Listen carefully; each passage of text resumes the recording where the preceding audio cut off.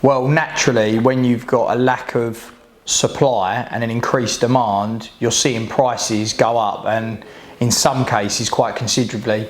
I own a number of units up in the northwest which have seen considerable price gains. I mean, for example, you know, last year I would be selling some of my apartments at maybe 80 or 90,000 pounds. I've had estate agents calling me telling me they'd like to be taking them units and putting them on the market at around 120, which it seems crazy, but that's what I'm hearing. I'm hearing there isn't enough stock on the market in the northwest, and there's demand from owner occupiers and investors. So yeah, in a nutshell, a reduced supply and increased demand, it causes prices to rise. So there's always going to be some sort of correction coming up at some point in the future. Now, I am definitely not somebody who can predict a market correction.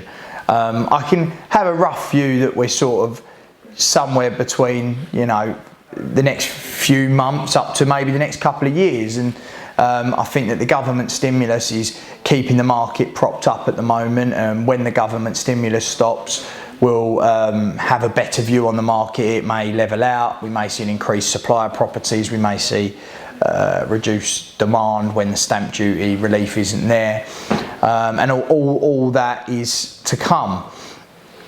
But in regards to whether there would be, whether now is the right time to purchase or not, what I would say to everybody is, if you're coming into the property world, you're coming into it with a view to hold for the long term. If you're an investor, you're holding for the long term.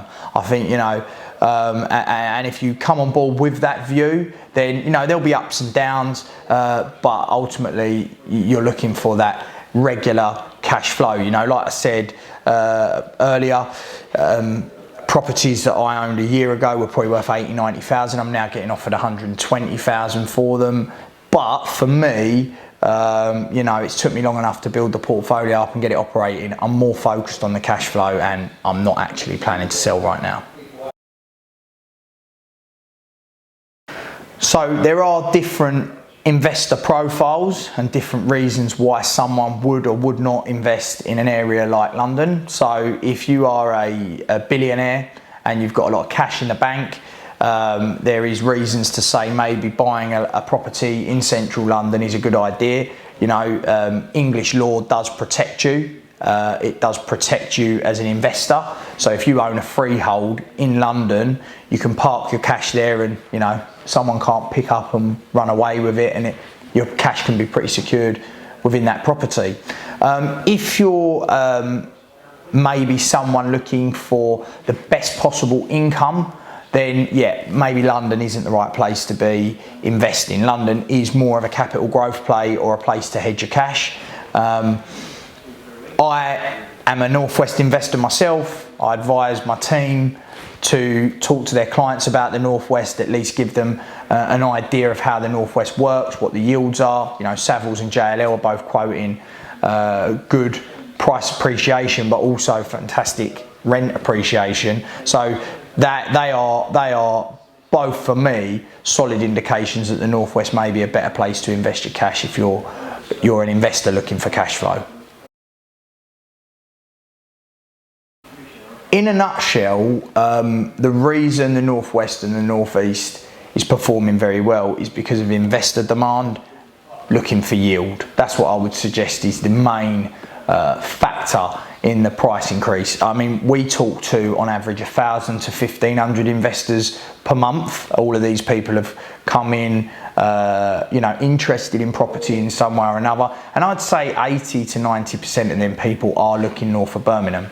Now, if you've got that amount of demand just for us, then, you know, other companies are probably experiencing the same, and with that amount of interest in an area, you're pretty assured that there's going to be a lot more buyers in that area, and if there's an increased demand for that type of property, then you're going to see price increases. Well, I'd say, you know, we speak to maybe 1,000, 1,500 investors a month. I'd say 50% of them are from overseas and 50% of them are from the UK. UK investors are usually looking to mortgage, but not all of them. We've definitely noticed an increased demand for mortgages. Overseas investors are less concerned about mortgages. However, some of them do want mortgages. And you know, yes, there has been an increased demand for mortgages over the last few years, but that's natural considering the interest rates are at an all-time low.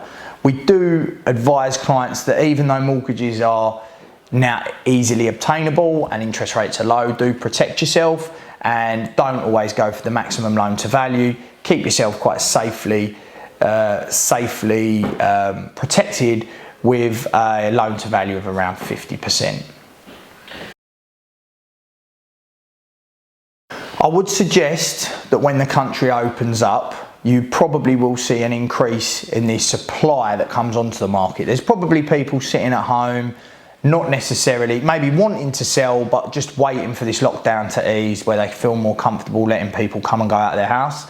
So you'll probably see an increased supply of property going to the market. It's then the next effect we're going to see is when the stamp duty relief is removed. I think when them two factors are fully complete, you know, the lockdowns ease, people are out and about and there's no more government stimulus in the form of stamp duty release, you'll probably notice supply increase, demand decrease, the market level out a little bit, and then once furlough is stopped, we may see a wave of unemployment, which would then may create an even further supply increase, meaning that you might see prices come down a little bit. So that's where I feel what I feel is going to happen with the market dynamics once all the furlough scheme, stamp duty relief is gone, and once we're back out in the open again.